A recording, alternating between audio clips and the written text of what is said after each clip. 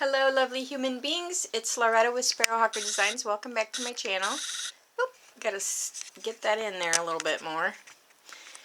I know it's a little early. I usually do these on Tuesday or Wednesday, but I have a lot of sunlight in here today and I thought I would just take advantage of the light. So anyway, I hope everybody's doing well. This is Circles and Stitches part 6. So this is the block that I made, and there's only 2 stitches that I used in this, and that's a regular old blanket stitch, but I did alternate long and short stitches for a little variation, and then I did a Palestrina knot here. Then in the middle I've got some sequins with some size 11 seed beads and a button, and yeah. Alright, so let me very quickly go back over the other ones. This was the first one,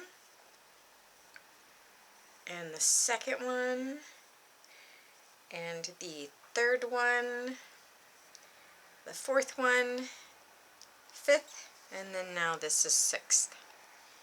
So you can tell I'm kind of doing a blue, maroon, and gold kind of combination of stitches, or of fabrics. Anyway, I am, both of these are 100% wool on this one, and very quickly, I say this at the beginning of every video, you do not have to use what I have, but I will go through what I use because people do ask. So to keep my circles down while I was trying to, to get the stitches on, I used my fabric glue stick. I will leave a link to these below. If you don't want to use a glue stick, you can use Coats & Clark's Summer Brown. Actually, you can use anything you want, but the Summer Brown Coats & Clark regular cotton thread tends to blend in, for some reason, really well on most colors. And then the outside here, I used the Bella Lusso 100% pure merino wool. This is what it was in. I don't know. It just says color 726. It doesn't really say what it's called. And this is from Italy. I got this at the local needlepoint store. I feel very, very, very lucky to have a needlepoint store here. It's about half an hour, excuse me, about a half an hour from me. The Palestrina stitch, I used a regular DMC cotton, pearl cotton, only I used a size 5. So that's really, really thick. You could use 6 strands of a regular DMC cotton.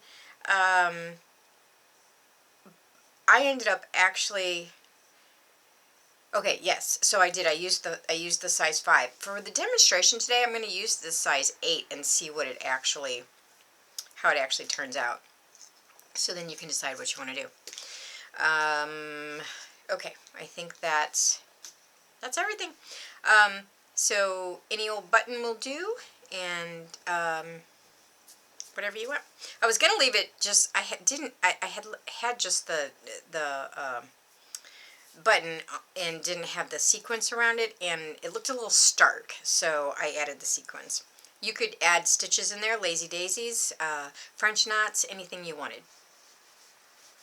Okay, so for the Palestrina stitch, now this stitch is very interesting because each knot has like 3 parts to the stitch. So I'm actually going to get up and come around the other side of the camera to see if I can do this where you can see it a little better, because it is important that it's kind of directional. Okay, so you come up. Now the trick on this one, on this stitch, is to keep the thread where in the right location. So you come up, and then you're going to take so like with my circle, I took a little bit of fabric from the underneath, and then I took a little bit of fabric from the circle on top, so that it would be an edging. I hope this is in focus. Okay, you do that, and then you come back through this part, and you do it south south of that leg of thread there, that spoke or whatever you want to call it. So your needle's going to be south of that. And then you get like this, it almost looks like a Y. And then you're going to go back through that same, that little thing there, but you want to make sure your thread is to the north, okay? So you're going to go through here and pull, kind of pull to the north, and then you get this neat little knot.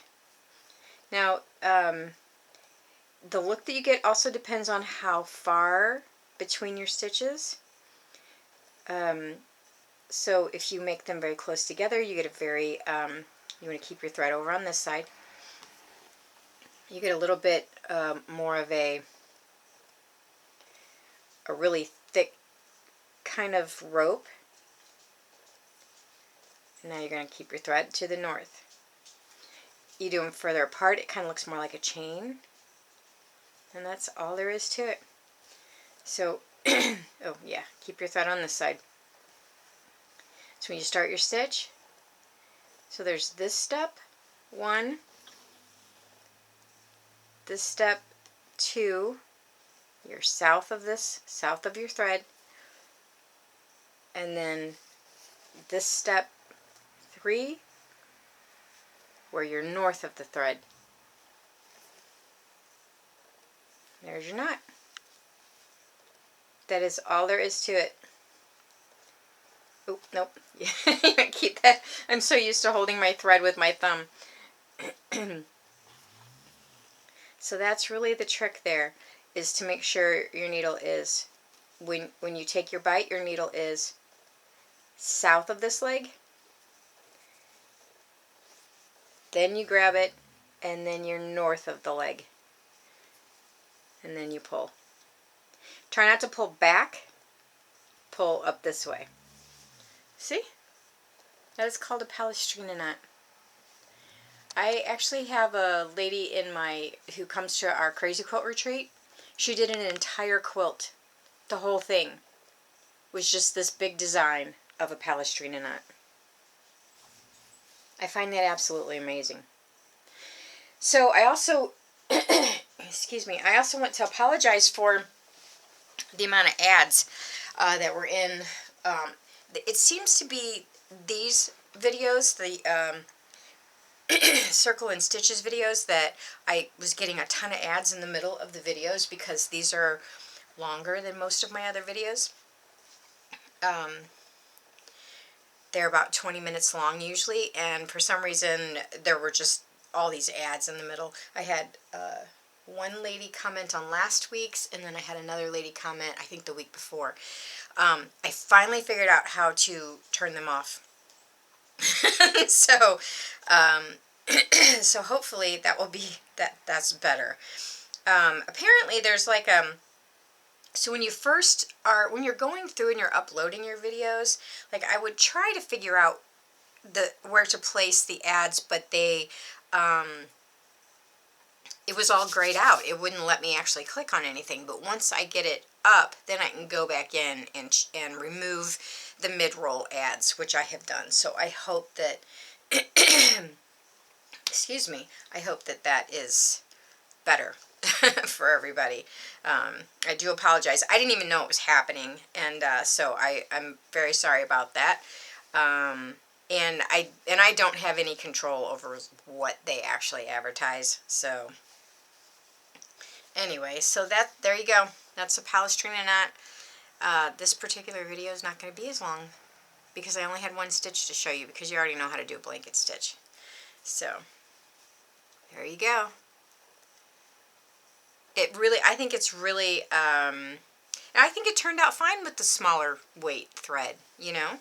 This was a heavier weight thread, but it really adds it's really classy looking, I think. So anyway, okay, next up from me, I'm going to start on Sarah's block from my Slow Stitch collaboration. I might do some of that on camera. And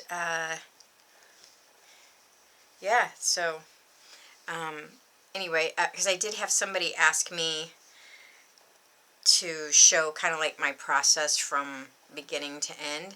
I was going to do it with one of my blocks that I was making for me, but I think I might go ahead and do it with her block. And then I also have, so I have that I have to have done in February to send off. And then I have been commissioned to make a journal that I have to have done by March 1st. So I might show some of my work while I'm working, you know, some of my process on that. If you guys are interested in that, to see some of the process of the journal.